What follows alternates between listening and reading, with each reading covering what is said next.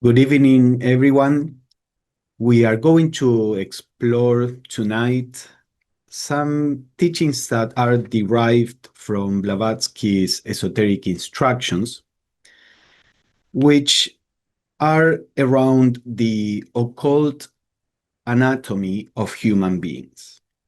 Let me start briefly with the Esoteric Instructions. These were a series of teachings that Blavatsky gave to a small group of people within the Theosophical Society. At the time, these people were part of an esoteric section that Blavatsky had founded. And through this means, she meant to teach more esoteric aspects of theosophy that could not be given to the public for a variety of reasons. The idea is that eventually these teachings would be published, and so they were eventually.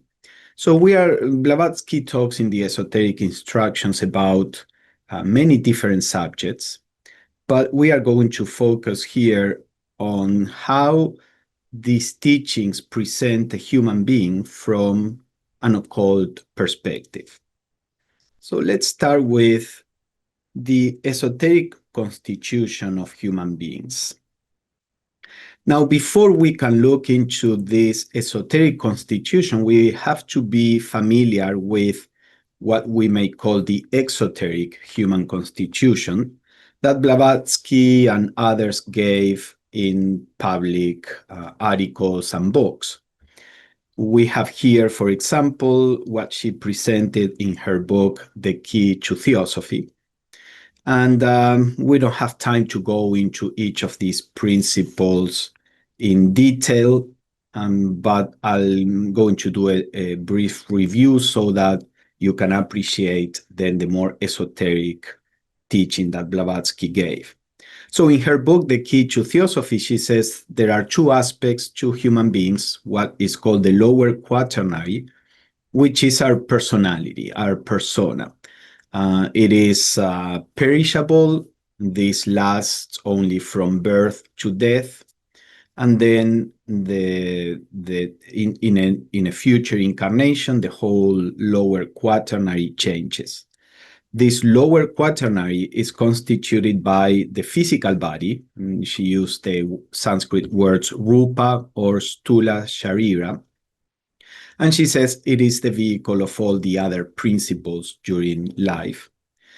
Then there is prana, which this is the vital principle that makes the body alive. When prana leaves the body, then the body goes through what we call death. Now, because this vital principle is not physical, it's not the physical or chemical molecules that give energy to the cells, this is a non-physical principle. Because of this, the body needs the help of a kind of bridge that is semi-material and that can grab the vital principle, which is, as I said, non-physical, and bring it into the body, which is physical. This principle is called linga sharira. Blavatsky called it astral body, although she used the word astral in a general sense. There are articles where she says there are several astral bodies. So when you read astral body in Blavatsky or in later theosophical literature, you have to be careful what that word means. Often she also called it the double of the physical body because this linga sharira is a copy, a subtle copy of the physical body, and it just extends a half an inch or so from the physical body. So the physical body, prana, and the linga sharira are all part of what we may call the physical constitution of human beings.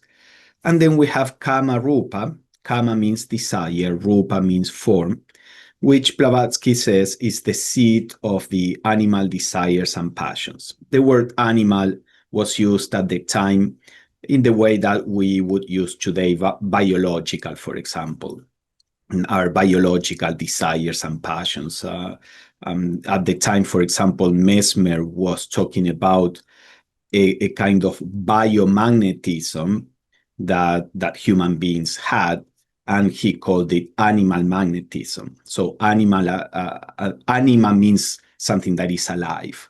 So animal as opposed to inert, to something that comes from matter alone. So these things, the body, its double, the vitality, and the instinctive biological desires and passions that are connected to the body, these are all part of the lower quaternary. And then there is an upper or higher triad that is eternal. This is part of what we may loosely call our spiritual nature. And it is constituted by manas. Manas is a Sanskrit word that means mind. Now, as she says there, the mind is double. Originally, this is a spiritual principle. But then the mind, when this manas is actually the reincarnating soul that goes from lifetime to lifetime. So when that manas, that soul, gets embodied or incarnated, it sends a ray of itself to operate through the brain, and that gives rise to what we call our mind. Sometimes in theosophy, we differentiate. The lower mind or lower manas is this kind of mind that is limited to the body, to the physical senses, to thinking and reasoning, while the higher manas or higher mind is a spiritual mind, a mind that is not limited to the body. But most people at this point in evolution are not aware of that higher mind. So all we know about our minds normally is the lower mind. Anyway, manas in its higher aspect is part of this upper triad. Another principle is buddhi. Buddhi, again, a Sanskrit word that means to awaken, or come from the root of awakening. And Blavatsky translated this as spiritual soul. And this is the source of wisdom, of love. This is what enlightens the mind when the person becomes aware of this aspect of themselves. This is a spiritual aspect. And then last, we have Atman, which is the spirit. It is universal. It is the presence in us of the absolute reality. And these are the 7 principles, 4 that constitute our personality, and then 3 that are part of our spiritual nature. When the 2 of them connect, they are connected by that ray, let's say, that manas emanates to operate through the physical body. And that ray, the lower manas, is the connection between these 2 aspects of our nature. So now let us look at the esoteric constitution that Blavatsky taught through her instructions to the esoteric section, which is different in some aspects from to this. So she says, now neither Atman, which is no individual principle, but a radiation from and one with the unmanifested laws. So remember, we said Atman is a universal principle, is the presence of that absolute nature within us. So it's not really an individual principle. It is universal. So technically speaking, although Atman is our ultimate nature, we cannot say that it's a human principle, because the ultimate nature everywhere, in everything, Atman is the ultimate nature in everything. So it's no more a human principle as it is an animal principle, a plant principle, or even a mineral principle. So she says, from an esoteric point of view, Atman is not a human principle. And then she continues this quote, nor is the body, which is the material rind or shell of the spiritual man, none of those can be in strict truth be referred to as principles. So here she's saying neither the highest nor the lower are really principles, because the physical body is not a true principle, it's an illusion, and we are going to see why. So she explains the body is not a principle in esoteric parlance, because the body and the linga sharira are both on the same plane. So this subtle double that we were talking about, this is actually part of the physical plane. People like Besant and Leadbeater would later explain this more in detail. I mean, Besant was part of the inner group of Blavatsky. This was an even smaller group of people that were part of the esoteric section, to whom Blavatsky was giving even more esoteric teachings that had to do more with the practice, let's say. So Besant was part of this group, and as Blavatsky explains here, the linga sharira is on the physical plane, on the same plane as the physical body. And this is the real physical principle. And then what we call the physical body, which is made of the lower aspect of the physical plane, is simply like a material covering of the linga sharira. So she says the physical body is simply that covering, that denser aspect, she says, can be regarded as merely a denser aspect of the linga sharira. So we have that Atman is not technically an individual human principle, but we cannot get rid of Atman because Atman is the ultimate reality of everything. So she, for the most part, she continues to refer to Atman as a human principle, but the physical body, she says, is not really a principle. It is a material vehicle of all the other principles. And in place of the physical body, she says, moreover, the chief principle of all, one not even mentioned up to now, heretofore, is the luminous egg, and she uses the Sanskrit word hiranyagarbha, which means luminous egg, or the invisible magnetic sphere in which every human is enveloped. So here she's introducing what she will call an auric egg, an egg-shaped aura around human beings, or sometimes auric envelope.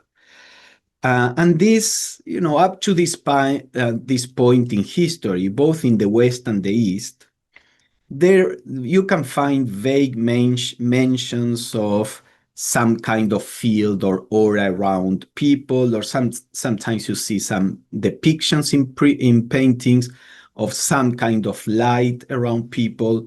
Here and there you may find this, but up to this point, the idea of an aura had not been really presented to any degree of detail, as I said, neither in the East or the West in public teachings, right? So this is the first time that this teaching about an aura begins to be given with any definite, or as a definite teaching.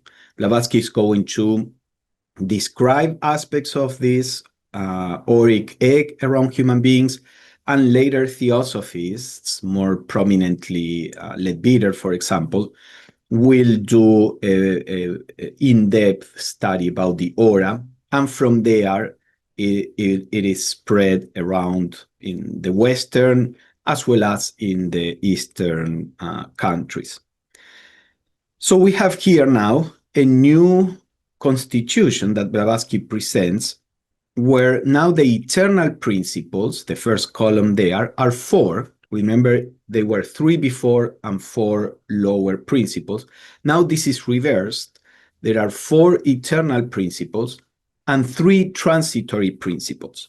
So we have Atman, the highest principle, and she says prana, the vitality, is actually a lower emanation of Atman. Atman is the one life, the source of life in the whole cosmos, and prana is the manifestation of that one life on the lower planes that the human being appropriates to fuel his or her own personality. Then there is the auric envelope, that aura around the human beings, which is a substance on the different planes. It's the substance aspect of human beings, because buddhi, manas, kama, these are all functions of consciousness, states of consciousness. These are all operations of consciousness. But the aura is the material aspect of human beings, is the material aspect of kama, the material aspect of manas, the material aspect of each of the principles. And she says from this material aspect emanates the linga sharira. As you see there, is a transitory emanation of the auric egg. And then you have buddhi, which is the spiritual soul, and manas, which is the higher mind, and they emanate what is the lower manas. Sometimes in Blavatsky would call the lower manas as kama manas, as the junction of the kamic principle, desires and passions, with the ray of higher manas. And this is the mind that is driven by desires, by the search for pleasure, by the passions, desire, fears, sexual appetites, and all of that. So these lower manas, it's including here kama and the ray of manas itself. And she says this is a reflection of buddhi manas. Buddhi and manas operate often, or eventually they will operate together, united. And this is the enlightened mind. And the temporary emanation of that is the desire mind. This is the emanation from a higher plane. The enlightened mind, when expressing itself through the lower planes, becomes the desire mind, or kama manas. So you see here that she makes that switch, adds the auric envelope to the higher nature, removes the physical body from the lower nature. And if we look here, this is one of the diagrams that are present in the Esoteric Instructions, in which Blavatsky shows the different principles in a symbolic way. So we have Atman, and you see Atman is outside the auric egg. The auric egg is the field of manifestation of our individualities. It's our limit as an individuality. Atman, because Atman is universal, is outside that, but is brought into the auric egg, its influence, let's say, by means of that half moon, yellow half moon, that represents buddhi, the spiritual soul. And buddhi is always described as the vehicle of Atman. It's the way that Atman contacts, in this case, an individual human being. Pay attention to the colors, because these are colors that Blavatsky says these colors are kind of magnetically connected to these kind of principles. As we are going to see, there is a concept of correspondences that Blavatsky uses in the Esoteric Instructions, in which each principle is attached a color.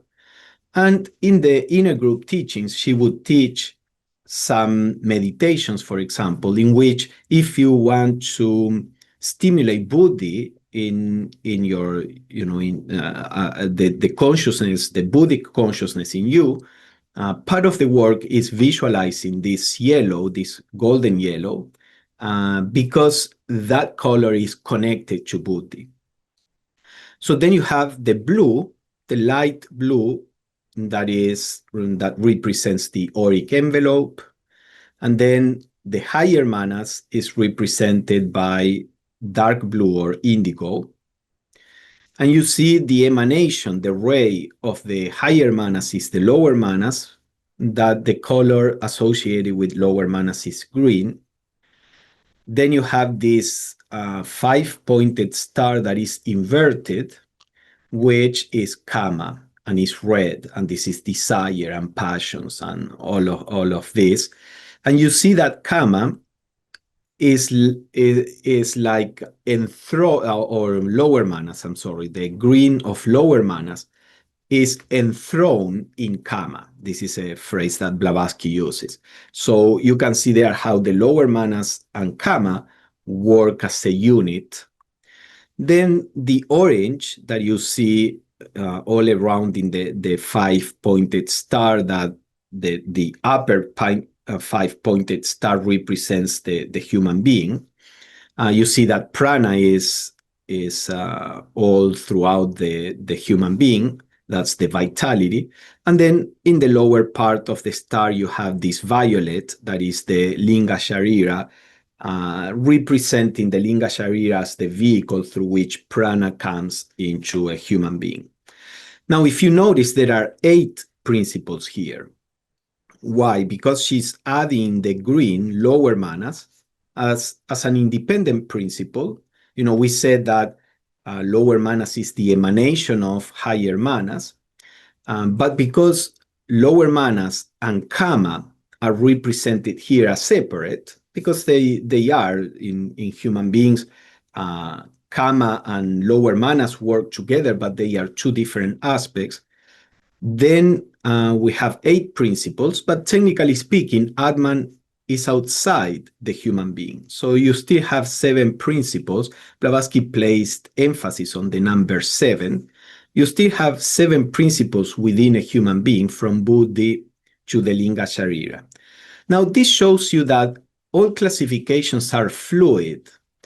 Any classification that you make is artificial to some extent, because you are choosing how to classify the different components of human beings. So, for example, in regular anatomy, you may describe the human being by talking about the head, the trunk, the limbs, etc. And that is correct. Or you can make a completely different classification based on the different tissues that exist in human beings. So you have skin, you have bone, you have heart tissue, liver tissue, etc. And both are very different, but they are correct. It depends on how you choose to describe something that is a unity. So the same with the human constitution. It can be described in different ways, depending on how you choose, what you choose to emphasize. Anyway, so another important aspect of this occult anatomy of human beings is this idea of the macrocosm and the microcosm. Now, before we go there, you can now understand a little more this image that you have here, which is a different depiction of a human being within the auric egg. And you see the colors that are retained to represent the different principles. So you have the blue, that is part of that egg, the auric egg. Then you have the yellow that represents buddhi, and that is in the upper aspect of the aura. Then you have the indigo behind the neck of of a human being. You see the human being itself, the form is violet because it is representing the linga sharira, that subtle double of the physical body. The physical body is not represented here because, as we said, the physical body is not, from the esoteric perspective, not one of the human principles. It's just the material vehicle of all these principles. Then you see lower manas, the green that is in the throat, is also in the chest. Of course, all this is connected also with the chakras. And then you see the red of kama that is in the part of the stomach, is in the part of the sexual organs. There are also centers in the knee. And then you see the orange, the prana, flowing all around the human being. So this is another diagram that can be found in the Esoteric Instructions. Anyway, so let us go to this idea of the macrocosm and microcosm, which means that in the esoteric view, human beings are reflections in a smaller scale of the cosmos as a whole. We were indeed created, allegorically speaking, in the image of the cosmos, of the divine. And this is something that Blavatsky mentions in the Esoteric Instructions. She says the esoteric sciences have a double object. The first one, proving human beings to be identical in spiritual and in physical essence with both the absolute and God in nature. So spiritually, we are identical with the absolute. That's the Atmic principle in us, is the absolute in us. And this is our ultimate identity, which is also the ultimate identity of everything else. But the difference is that a human being can realize that ultimate identity that is universal. And that's when the enlightened being realizes, I am the whole. I am one with everything. So we are identical with the absolute nature in the universe, in our spiritual nature. And then physically speaking, we are identical with the expression of God in nature, with all the powers that exist in nature both on our planet and in the cosmos as a whole. We have those powers within us as a smaller reflection, but at this point in evolution, they are latent in most human beings. So this is the second point that she says is one of the objects of the esoteric sciences, of demonstrating the presence in human beings of the same potential powers as exist in the creative forces of nature. So let's look a little more into this. Here we have a diagram that can be found in the instructions. Let's start by the bottom one there. This represents the physical aspect of human beings, the physical body. Then the one that you have, that egg-shaped diagram in the middle, that represents the superphysical aspects of the human being. All the 7 principles that we were talking about, from Atman down to the Linga Sharira, that's the superphysical aspect of human beings. And then the highest egg-shaped diagram or figure that you have there represents the cosmos as a whole. This is the golden egg, the Hiranyagarbha that Blavatsky mentioned, remembering that quote.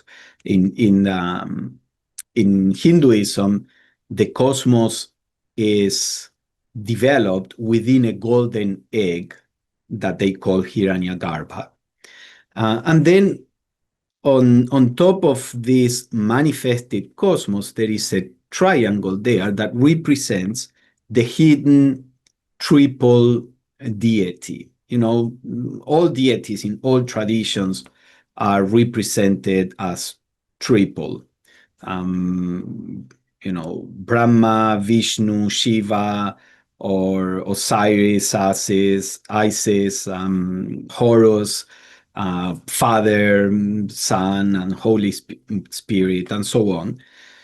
So this is a general idea, and you see some lines there. We will look a little closer to this. Some lines representing the emanation of the different forces, cosmic forces, going to the superphysical aspect of ourselves and coming down even to the physical aspect.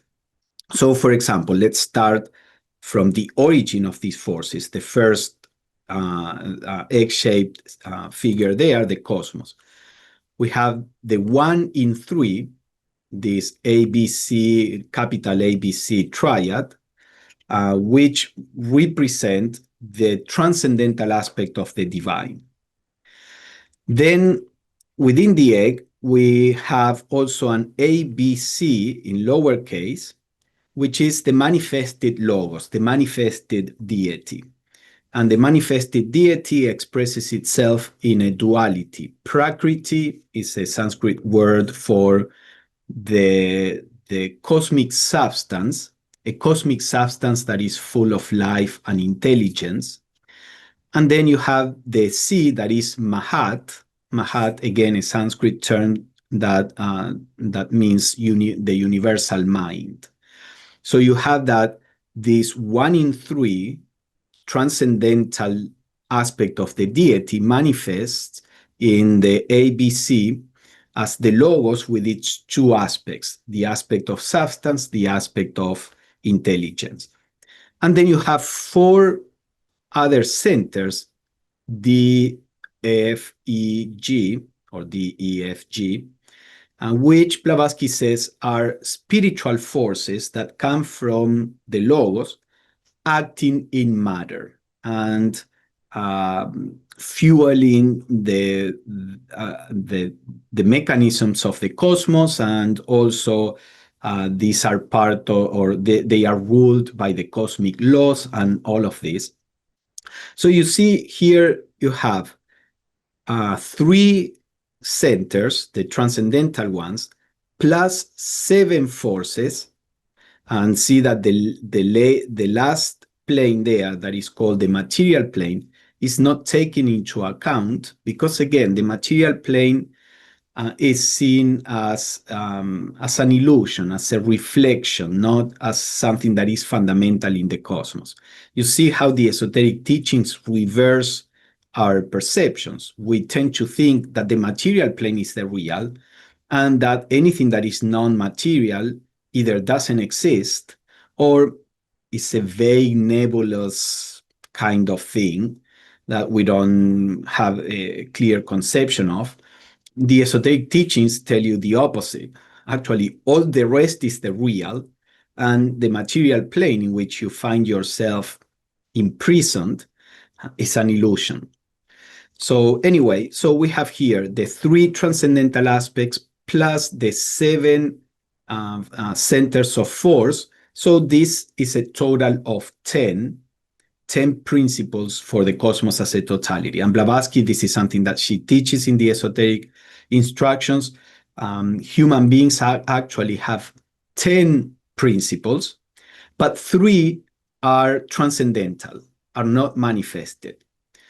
And then 7 are the ones that are manifested, just the same as in the cosmos.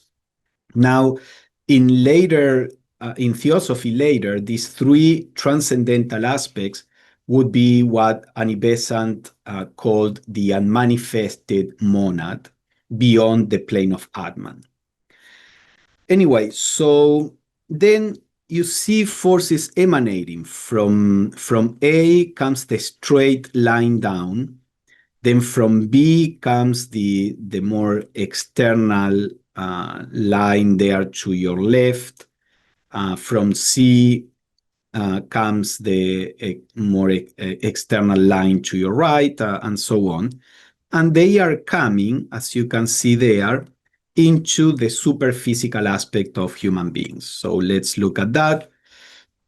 You have there the 4 centers for the spiritual forces acting in matter, and you see how the straight line it's connected to that triangle there, that is the transcendental aspect of human beings. Here Blavatsky calls it the triple Atman.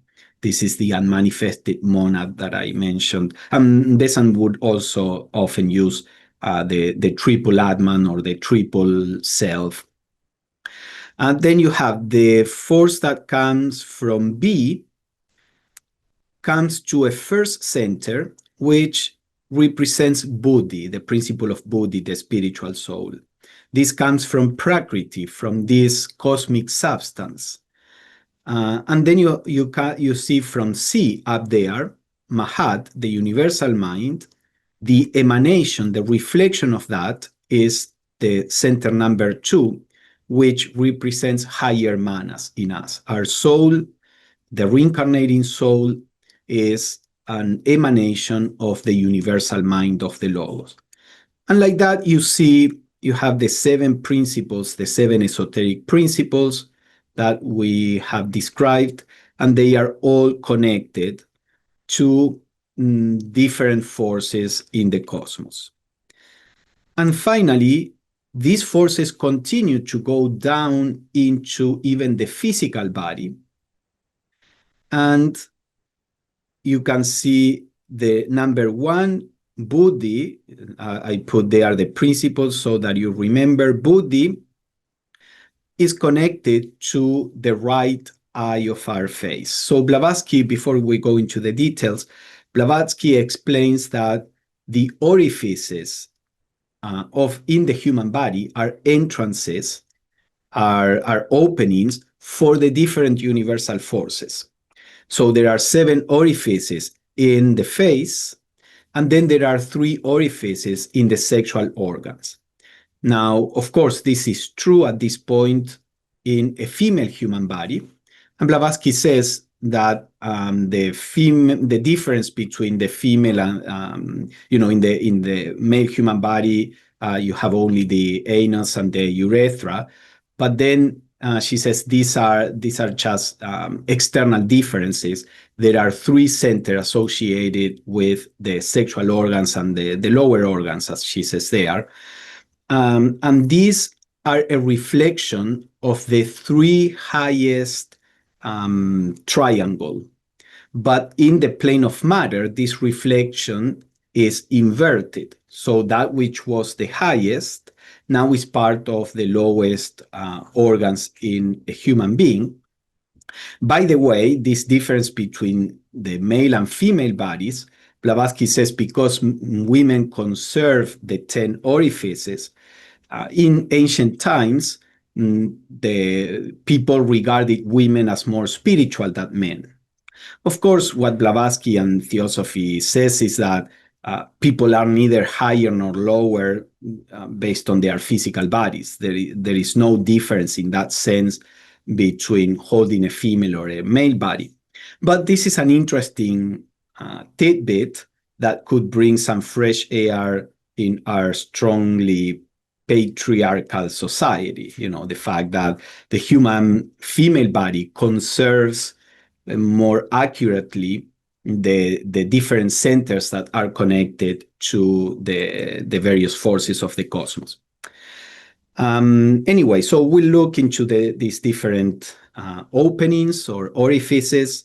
There are 7 in the face. There are 3 in the lower organs, as she calls them. And so we have the right eye is connected to buddhi, the left eye to higher manas, then the right ear to lower manas, the left ear to kama. Prana is connected to the right nostril, then linga sharira to the left, and the auric egg is connected to the mouth. The mouth is through which we speak. We can make manifest our thoughts, for example, through the voice. And remember, the auric egg is the one that emanates the substance to make manifest the linga sharira and eventually the physical body. And so, in any case, the idea is that the 7 orifices in the face are connected to the 7 principles of human beings. Now, the lower orifices, Blavatsky says, the sexual organs, because they are reflection of the highest triangle, in occultism, in true occultism, in occultism, the way that Blavatsky uses the word occultism is connected to what we may call a spiritual path, spiritual magic, as opposed to the black magic, the magic in which you are trying to manipulate these forces to produce physical results for your benefit, to try to get something for your personality, manipulating these cosmic forces, these forces that are coming from the divine. So so Blavatsky would make a strong difference. Anybody that is trying to manipulate these cosmic forces to get personal physical benefits, she would say that's a form of black magic. The way that she recommended to learn to use these forces is to induce a spiritual enlightenment, and has nothing to do with the physical plane or the physical needs, because as we are seeing, the physical plane is an illusion. So the whole of the esoteric teachings is about realizing the spiritual teachings. And she says that these three lower centers are only used by Dugpas in black magic, what we may call sexual magic. She said that was black magic. It was a degeneration of what these organs are meant to be when they are used for occult purposes. So for physical purposes, the sexual organs obviously have the function of reproduction. And they actually create a new human being. See how powerful they are. Now, if they are going to be used spiritually, then there has to be a switch from the physical function of the organs into a spiritual function of those organs.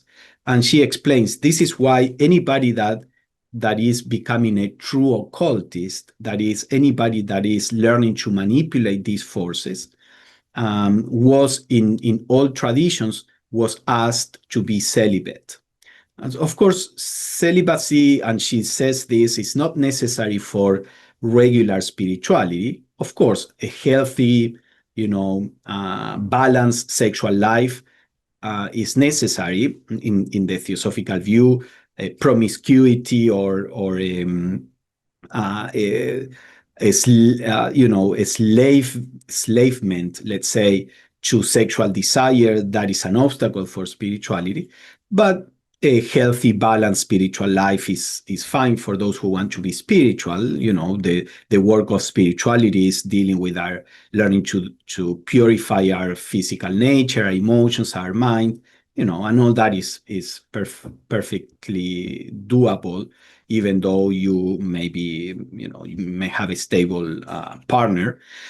But the moment you start activating these forces, then the lower triangle has to switch from its material physical function, that is sexuality, to its spiritual function.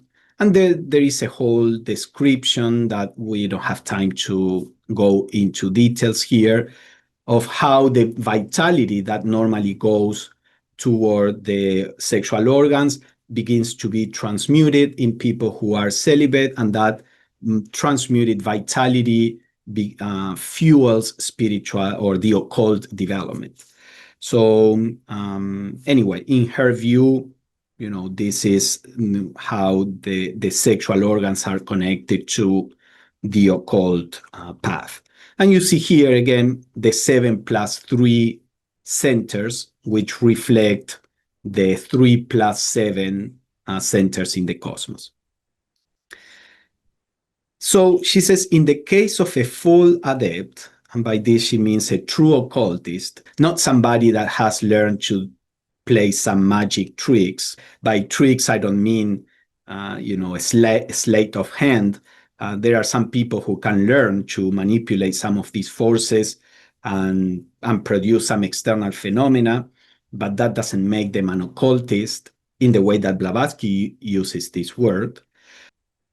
So she says, in the case of the full adept, all these centers are more or less active and in constant correspondence with their prototypes, which are the cosmic centers, and their microcosm, the human principles. So part of what this occult path implies, again, occult path as depicted in the Theosophical tradition. I keep repeating this because if you have a different understanding of what occultism is, you may think that this applies to those other practices, and they do not. But in the theosophical sense of occultism, this path implies to and she says in another part, to purify human nature first, then to start awakening these centers, then to harmonize, to attune these centers with the cosmic centers, and then the adept, the occultist, becomes a true reflection of the cosmos. So she continues, it is only through these cosmic and spiritual centers, spiritual was the egg-shaped figure, the middle one. We need to awaken all those super physical principles in us. It is only through these cosmic and spiritual centers that then the physical centers, the upper 7 orifices in the face and the lower triad, can benefit by their occult interaction. For these orifices or openings are channels conducting into the body the influences that the will of the occultist can attract and use, that is the cosmic forces. So occultists are able to perform miracles simply because they have activated first all their spiritual principles, then they have activated the physical principles and connected them to their spiritual centers, and then all these are harmonized and connected to the cosmic centers. So the occultist can, by means of his or her will, bring any of these forces, cosmic forces, into operation, and that's why they are able to perform these so-called miracles, which are not miracles in the sense of something that breaks the laws of nature. This is simply the use of higher forces of nature of which science knows nothing. And this talks about the huge potential that even the physical body has in itself. Because the physical body can potentially become a channel and a conduit of the cosmic forces that created the cosmos. Of course, in a reflected way, operating on the physical plane, the logos created or developed or manifested all the planets of the solar system. A human being, while within a human body, can become creative and create many things, but not to the degree of the logos that creates a solar system. But the same forces can be manifested in a lower octave. Then another thing that is important as part of this occult anatomy, Blavatsky says, in view of this, we must resume our teaching about the hierarchies of celestial beings, which are directly connected and forever linked with man. So this is our next topic. The idea is that these celestial beings that exist on each of the planes of the cosmos are actually connected, linked to each of our human principles. So let's see what she says. She says, these 7 principles are derived from the 7 great hierarchies of angels or Dhyani-Chohans. This is the word that she used for celestial beings, angels, gods, depending how they were called in different traditions. So she says, our 7 principles that we have been studying actually derive from each principle from one of the 7 hierarchies of celestial beings. Each hierarchy, she continues, furnishes the aura of one of the 7 principles in human beings with its specific color. So she gives this diagram in which you see that the circles 1, 2, 3, 4, 5, 6, 7 represents the 7 great angels, but rather they represent a whole hierarchy of celestial beings. You have in the Bible that the 7 highest angels are always before the throne of God. But in the Theosophical view, there are the 7 primordial celestial beings, which are the heads of what are called rays of consciousness. We cannot go into that here. But each of these 7 primordial celestial beings emanates a whole hierarchy of gods or angels that manifest on all the lower planes. And these circles each represents one hierarchy. Now, the different colors that you see there are the colors of the different principles that we have explored. So if we take the first hierarchy, the violet is the Linga Sharira, the indigo is higher manas, then the blue is the auric egg, and so on. You have the image next to the circles of that star that represents a human being. And the idea is that each of these hierarchies have one principle that is like the keynote of their hierarchy. That one principle is represented by the larger circle within these concentric circles. So, for example, the first hierarchy, you see that the violet circle is bigger than in the rest of the hierarchies. That means this is the hierarchy that is connected to the Linga Sharira. Now, the cosmos has a fractal nature, which means that in each part, you have a reflection of the whole, the totality. So these hierarchies have within them all the 7 principles, but one of them will be dominant, and one of them will be the one that, let's say, colors all the other principles. So you have the first hierarchy, the dominant principle is the Linga Sharira. You have the second hierarchy, you see that the blue circle is bigger, symbolizing this is the hierarchy in which higher manas is dominant. And so each of the hierarchies, if you see the 7th, the red circle is dominant. This is the hierarchy of the where Kama is dominant.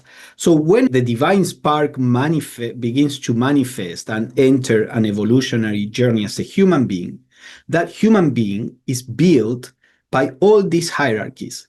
Each of these hierarchies emanate part of their substance to create one principle in human beings. So we human beings are a composite of the substance and therefore the consciousness, because substance or matter always has some kind of consciousness. Consciousness always needs some kind of substance or matter to manifest. So each one of us actually have within us a portion, so to say, of all the hierarchies of divine beings, of celestial beings in the cosmos. And therefore we have their potential.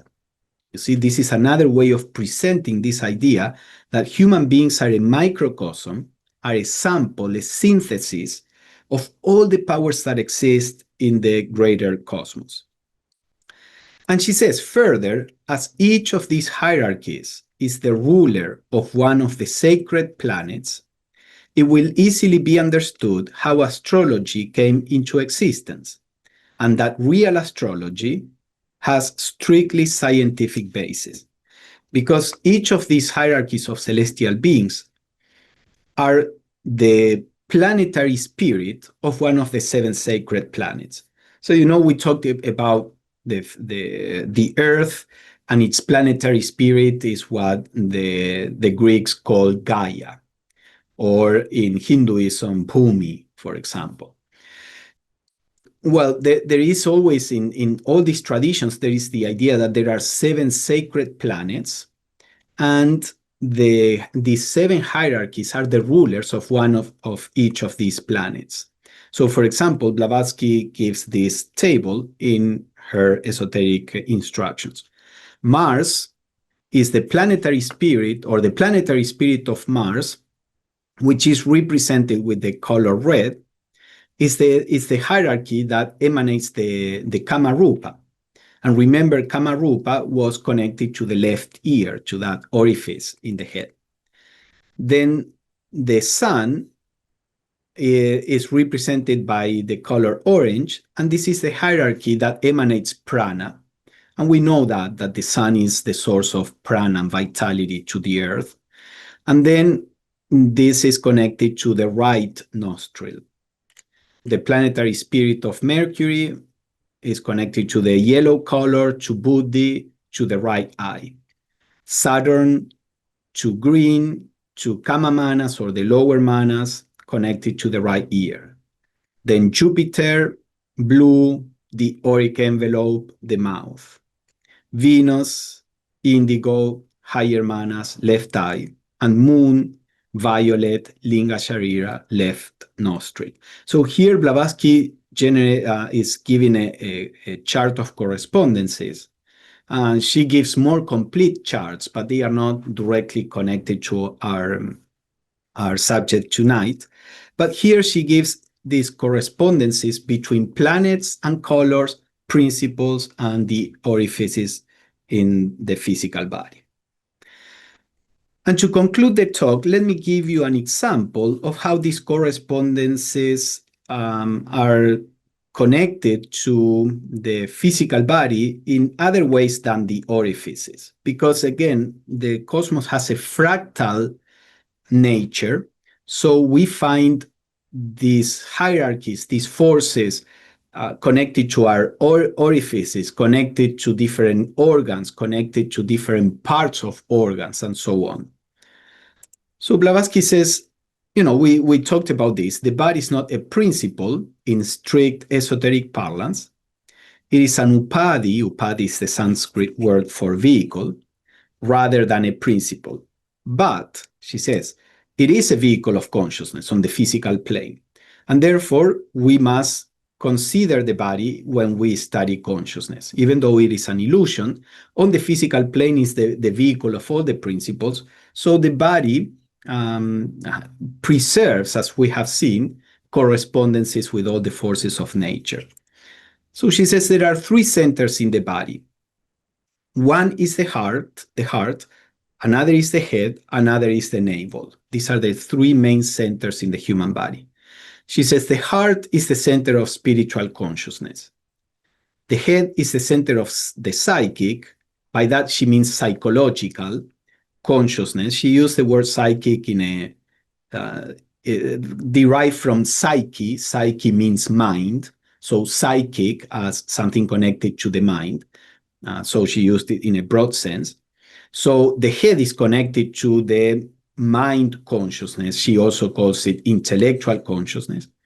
And the navel is the center of the kamic consciousness, of the desires and passions and fears and all of that. Then she says any two of these centers may be positive and negative to each other, according to the relative predominance of the principles that these centers are connected to. We will see that. And therefore, of their organ for manifestation of this plane. What we need to understand here is that these centers interact with each other. And in different people, one center will be dominant over the other. So a person that is moved by passions, by desires, the navel center will be positive, and the head and the heart will be negative in the sense of the intellectual consciousness and the spiritual consciousness will be driven or overrun by the navel, the activity in the navel. A person that is very intellectual, then that will be the dominant center. And a person that is spiritual, the heart, will be the dominant center that guides the mind, guides the passions and desires. So let's see briefly the centers. The heart, she says, is the organ of spiritual consciousness. She says that it is connected to buddhi. So notice that from an esoteric point of view, the heart is not connected to emotions. Normally we think of the heart, the emotions and all this. The heart, as an esoteric organ, is connected to the spiritual consciousness, to buddhi. Of course, buddhi is connected to love and compassion, but in a spiritual way. And that's where the confusion comes. The love that comes from buddhi is not romantic love. It's not even a personal love for your particular child. It's a universal love. Anyway, so the heart is the organ of spiritual consciousness, represents the higher triad in human beings. It has its 7 brains or 7 aspects within the heart that are connected to the brain, as we will see. And these are the upadis or vehicles and symbols of the 7 hierarchies. So the heart has 7 aspects which are connected to the 7 hierarchies of divine beings. But this spiritual consciousness cannot be guided by a person, nor can its energy be directed by a person, unless there is a complete union of buddhi and manas. Buddhi, manas is the enlightened mind. So an enlightened being operates from the spiritual consciousness. But before that, she says, until then, the spiritual consciousness guides the person if it can. So when we become enlightened, we operate from the spiritual consciousness. Before that, the spiritual consciousness tries to guide us. And she says that is, it makes efforts to reach the person, to impress in the lower consciousness. And those efforts of the spiritual consciousness are helped by his growth in purity. So basically, as we spiritualize our life, we begin to be guided more and more by the spiritual consciousness until we realize that we are the spiritual consciousness, and then we are the ones guiding the personality from the spiritual planes. Then there is the head or brain. She says, as the heart is the abode of the spiritual man, the psycho-intellectual man dwells in the head with its 7 gateways. So again, the brain is the organ for the intellectual, the psychological aspect of human beings, and it also has 7 centers that are connected to the 7 hierarchies, to the 7 principles, and all of that. As a whole, she says, the brain, taken as an organ of consciousness as a whole, serves as the vehicle on the objective plane of lower manas. So you see here the fractal nature. As a whole, the brain is connected to lower manas only. But within the brain, there are she calls them, centers or cavities. There are aspects within the brain that are connected to all the principles, even though the brain as a whole serves for the lower mind. And here there is an example of this. There are 7 cavities in the brain, she says. She doesn't mention the first 3. They are probably connected to physiological aspects, and therefore they are not important when talking about spiritual development. For the time being, a full occultist needs to be able to know and to operate through all the centers. But for what is important for us right now, she didn't describe the 3 lower centers. She starts with the 4th, which is the pituitary gland. The 5th cavity is the 3rd ventricle, which is between the pituitary and the pineal glands. The 6th is the pineal gland, and the 7th cavity, the synthesis of all, is the skull itself filled with akasha. Akasha is this cosmic substance, let's say. So she describes this in a little more detail, and we are coming to the end of the talk with this. She says the pituitary body is the organ per se on the psychic plane.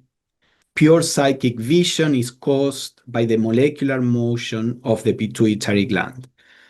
But then she says ordinary clairvoyance is not the use of this organ. So pure psychic vision, again, by psychic, she means here non-physical. So spiritual visions come through the pituitary body. And then she says the ordinary psychism is not the use of this organ. In some of her esoteric instructions later, she says that the ordinary psychism is connected to the navel center, not to the pituitary gland. And she says the pituitary gland corresponds with manas antahkarana. This is a technical term. She says the bridge to higher intelligence. So manas antahkarana is an aspect of the mind, the aspect of the mind that is always trying to reach the spiritual mind. Then she says the pineal gland corresponds with higher manas until the pineal gland is touched by the vibrating light of Kundalini, which proceeds from Buddhi, and then the pineal gland becomes the vehicle of buddhi manas, the enlightened mind. You see that she says Kundalini proceeds from buddhi. She's not talking about the Kundalini that can be awakened by means of breathing or by means of physical postures. That kind of Kundalini is what in Kashmir Shaivism they call it Prana Kundalini, the Kundalini that is connected to Prana and Pranayama. And that Kundalini doesn't produce enlightenment. It doesn't produce an enlightened mind. It only produces lower psychic perceptions. Then she's talking about a Kundalini that comes from Buddhi, from the spiritual soul. This is what in Kashmir Shaivism they call Chit Kundalini. Chit means consciousness. And this Kundalini is awakened by means of meditation and realization of our higher nature. So it's a different kind of Kundalini. And this is the one that produces enlightenment. So she says, when the pineal gland is illuminated by this Kundalini, the Chit Kundalini, it corresponds with the divine thought, with the divine mind. The skull as a whole corresponds with the Atmic aura, or the sacred auric egg. Then she mentions also another part of the brain, the corpora quadrigemina, that corresponds to Kama manas, to the desire mind, the lower mind. And she says Kama itself has for its correspondence the cerebellum. So she produced this table where Kama is connected to the cerebellum, Kama manas, or the desire mind, to the corpora quadrigemina, manas antahkarana, the aspiring mind, connected to the pituitary body, then higher manas to the pineal gland. And when the pineal gland is touched by Kundalini, it corresponds to Buddhi manas, the enlightened mind. And finally, the auric envelope is connected to the skull as a whole. So just to complete the subject, there are also correspondences of the different organs, of the principles with the different organs of the body. So she says the liver and the stomach are the correspondences within the body, not in the head, but in the body, in the trunk, the correspondences of Kama, the passions and desires. And with this must be classed the navel and the generative organs. So liver, stomach, generative organs, they are all connected to the activity of Kama. She says the solar plexus, this chakra there, is the brain of the stomach, and emotions are felt there owing to the connection with Kama. So psychic clairvoyant perception often acts in this region, in the region of the solar plexus. That's the lower psychism we were talking about. Then she says the spleen corresponds to the linga sharira and serves as its dwelling place, in which it lies curled up. And then the essence of the blood is Kama penetrated by prana. We don't have time to go in depth into this, but the idea here is to show you how, in Blavatsky's view, the human constitution, both in its spiritual and physical aspects, have an enormous potential, and they are directly connected with the hierarchies of celestial beings, with the cosmic forces, and that is what makes us be a reflection of the cosmos.